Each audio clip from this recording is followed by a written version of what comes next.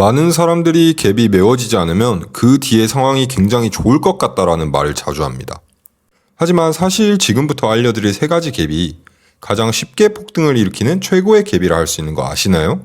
특히 세 번째로 알려드릴 갭이 나타나면 종종 슈퍼 우량주의 시작 포인트라고 판단할 수 있는데요. 폭등할 가능성이 높은 우량주를 초기에 잡고 싶은 분들은 영상 꼭 끝까지 시청하시기 바랍니다. 이번 영상에서 알려드릴 내용, 핵심만 콕콕 집어서 정리했으니 구독과 좋아요 누르시고 반복적으로 익혀보시길 바랍니다. 자, 먼저 어떤 갭들이 있는가 보시면 첫 번째는 급등 임계 갭이라는 게 있고, 두 번째는 배량 포착 갭, 그리고 세 번째는 고립 반전 갭이라는 게 있습니다. 단어가 조금 생소하실 수도 있는데 바로 실전 예시를 하나하나 보면서 설명드리도록 할게요. 자, 그럼 먼저 첫 번째로 급등 임계 갭에 대해서 배워보도록 하겠습니다. 어떤 걸 급등 임계 갭이라 하느냐?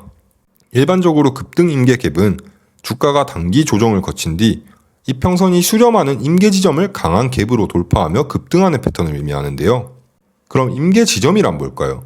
임계점은 중단기 이동평균선인 5, 10, 21 이평선이 중단기 조정을 받은 뒤에 3개의 이동평균선이 응집된 지점을 말합니다. 그리고 이런 상황은 중단기 투자자들의 비용이 일치하는 것을 의미한다고 할 수 있겠습니다. 그리고 이때 조정을 받은 뒤 60일 이평선이 여전히 상승하는 모습을 보이고 있다면 중기 추세는 안전하다고 판단하실 수 있게 됩니다.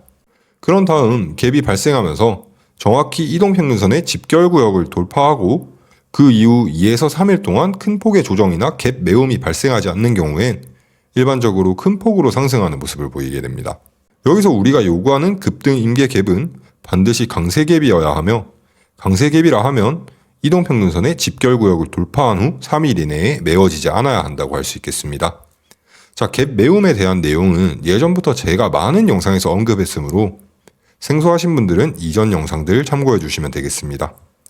방금 보신 첫 번째 예시는 명확하게 중단기 조정 이후 이동평균선의 집결이 나타났고 그 뒤 강세 갭이 함께 나타나면서 폭등이 발생한 경우라 할 수 있겠습니다. 자, 그럼 이제 두 번째 예시 보도록 할게요. 화면에 표시된 구간에서 강세 갭이 4개의 이동평균선 집결구역을 돌파하는 모습을 보이는데요. 물론 캔들이 3개만 있어도 충분하지만 어떤 상황에서는 캔들 4개가 나타날 수도 있습니다. 그리고 이런 경우에는 상승하는 폭발력이 더 강해지며 강세 갭이 이 플랫폼 추세를 돌파하게 되면 강세 갭이 돌파형 갭이 되게 됩니다. 그러면 이후에 나타나는 상승폭은 더 강하고 빠르게 나타나게 되는데 여기서 더 중요하게 봐주셔야 할 부분이 있어요. 갭이 발생한 이유를 자세히 보시면 3일 동안 미세하게 상승하는 모습이 나타나는데 여기서 더 신기한 건 이후 거의 매일 5일 이동평균선을 하회하지 않았다라는 점입니다. 이런 움직임을 보이는 종목이 바로 슈퍼 폭등의 주식의 기준이라고 할 수 있겠어요. 자, 간단히 요약해보자면 급등 임계갭은 강세갭 하나로만 제대로 나와줘도 충분하다 할 수 있는데요. 그 이유는 강세갭이 단지 3일 동안 메워지지 않으면 되기 때문이죠.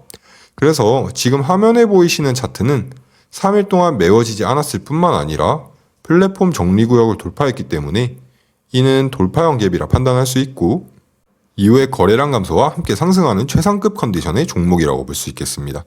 자, 그럼 이제 세 번째 사례를 살펴보도록 할게요. 여기서도 마찬가지로 플랫폼 정리구역을 뛰어넘고 강세 갭이 발생하는 모습이 보이는데요. 근데 여기서 주의해 주셔야 할 점은 이 갭을 만들었던 날의 캔들이 가짜 음봉이라는 겁니다. 그냥 봤을 때는 위험해 보이는 캔들이지만 자세히 보시면 갭을 만든 다음 날 큰 폭으로 상승하면서 거래량이 약간 증가하는 모습을 보인 뒤 그 다음 이틀 동안은 적은 거래량으로 조정을 받는 듯한 움직임을 보여요. 그리고 그 뒤에 움직임을 보시면 엄청난 상승이 전개되는 모습을 보실 수 있는데 중간의 조정은 대부분 10일 이동평균선까지만 내려가고 가끔 21일 이동평균선에 가까워지기도 하지만 그 밑으로 하락하진 않고 쭉 상승하는 움직임. 이런 게 진정한 강세 종목이라고 할 수 있겠습니다. 자, 그럼 급등 임계갭의 주의사항에 대해서 간단히 요약해 보도록 하겠습니다. 첫 번째로는 60일 이동평균선이 머리를 치켜들고 상승하는 모습을 보여야 하며 이건 중기 상승 추세를 보장하는 증거라 할 수 있습니다. 자, 두 번째, 5일, 10일, 20일 이동평균선이 응집할 때 갭이 정확하게 돌파해야 되며 돌파 후 3일 이내에 메워지지 않아야 합니다. 마지막 세 번째, 갭 발생 이후 3일 동안 거래량이 줄어들면서 상승하는 것이 최고의 패턴이라고 할 수 있겠습니다. 자, 그럼 다음으론 두 번째 유형인 배량 포착 갭에 대해서 알아보도록 하겠습니다. 이 갭의 핵심은 강세갭과 배량 캔들이라 할 수 있는데요. 강세갭은 방금 시작 부분에 말씀드렸듯이 상승갭을 만들고 3일 이내에 메워지지 않아야 한다 할 수 있고요.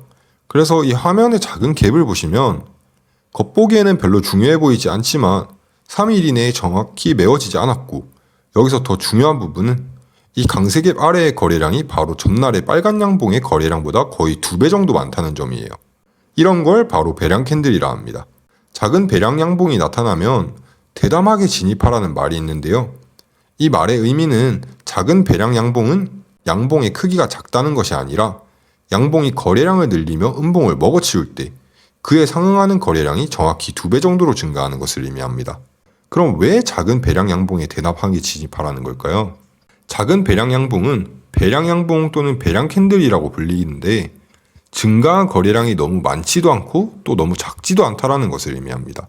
실제 트레이딩을 하는 과정에서 그렇게나 많은 거래량 감소와 상승의 효과가 사례가 존재하지 않기 때문에 배량 양봉이 나타났다는 의미는 좋은 매수 지점을 나타낸다고 할 수 있어요.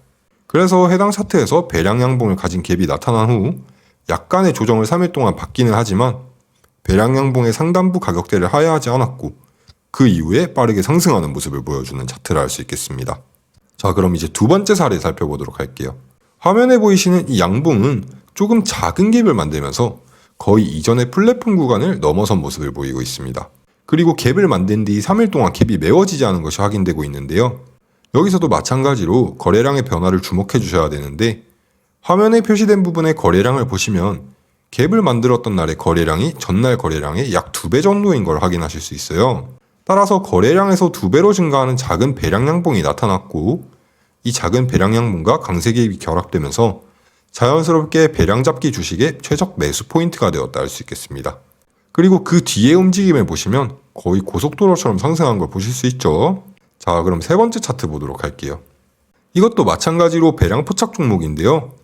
차트를 보시면 중간에 조정을 받다가 여기서 십자형 캔들이 나타나면서 비교적 작은 갭이 형성되는 걸 보실 수 있어요. 이 갭은 강세갭일 뿐만 아니라 이 조정 구간을 돌파했기 때문에 사실상 돌파형 갭이라고도 할 수 있습니다. 그리고 아래에 표시된 거래량을 보시면 이날도 배량 양봉이라는 것을 아실 수 있어요. 그래서 거래량이 적당히 증가하면 작은 배량 양봉에서 대담하게 진입 시도를 해볼 수 있게 된다는 겁니다. 그리고 매수 시점 이후 주가는 매우 강한 강세를 보이면서 굉장히 빠르고 높게 상승했던 양상을 보여요.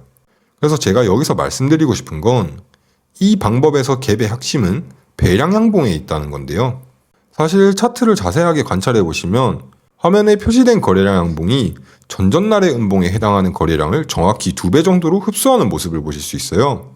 이런 상황은 배량 양봉이 새로운 고점을 기록한 후에 나타나는 갭이기도 합니다. 자, 그럼 이제 배량 포착 갭의 주의사항에 대해 알아보도록 하겠습니다. 자, 첫 번째는 갭이 발생한 날에 배량 양봉이 나타나야 됩니다. 아까 말씀드렸듯이 작은 배량 양봉에 대담하게 진입이란 말을 기억하시면 좀 기억하기 쉬우실 거예요.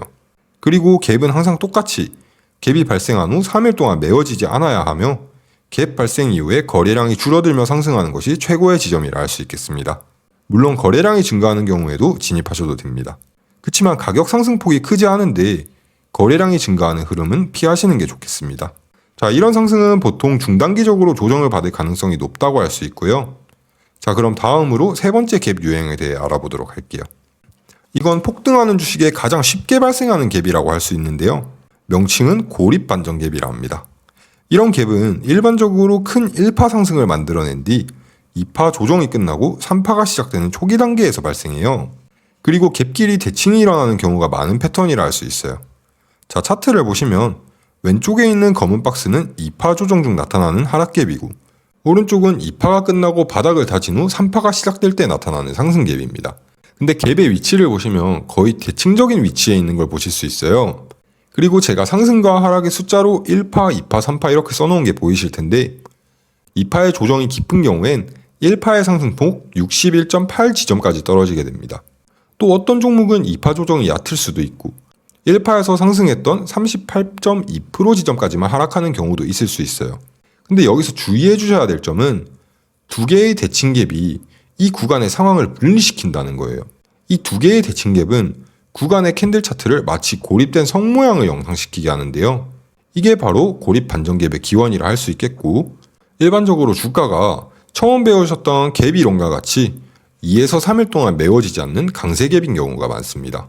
그리고 똑같은 이치로 왼쪽에 하락하고 있는 하락갭도 일반적으로 강세갭이라고 부를 수 있고요. 조건을 말씀드리자면 하락할 때도 주저없이 메워지지 않아야 하고 상승할 때도 똑같이 주저없이 상승해서 메워지지 않아야 한다는 게 조건이라 할 수 있겠습니다. 이렇게 두 개의 고립 반전이 일어나고 상승갭이 며칠이 지난 후에도 메워지지 않는 모습을 보인다면 차트에 보시는 것처럼 매우 강력한 힘으로 상승하는 모습을 보이게 됩니다. 자, 그럼 고립 반전갭의 주의사항에 대해 알아보도록 하겠습니다. 첫 번째는 갭이 발생하는 위치는 일반적으로 좌우 대칭이라 합니다. 그리고 두 번째는 2파의 조정폭이 61.8% 지점을 초과하지 않아야 하는데요. 만약 61.8 지점까지 내려오게 된다면 일반적으로 위험한 상황이라 판단하실 수 있고 매수 에너지가 충분하지 않음을 의미한다 생각해 주시면 됩니다. 마지막 세 번째, 거래량도 대칭적으로 나타나는 것이 최고의 신호라 할 수 있겠습니다. 이렇게 방금 보셨던 차트에서도 그 모습이 명확하게 나타나고 있죠. 자, 만약 여러분들이 보유하고 계신 종목에서도 방금 말씀드렸던 세 가지 갭 중 그 어떤 것이든 발생한다면 미리 축하드린다고 말씀드리고 싶습니다. 만약 그런 종목 가지고 계신다면 댓글에 한번 남겨주시기 바랍니다. 자, 이번 영상은 여기까지입니다. 제 분석이 도움이 되셨다면 구독과 좋아요, 알림 설정 부탁드립니다. 미증시 연구소의 최 선생이었습니다. 감사합니다.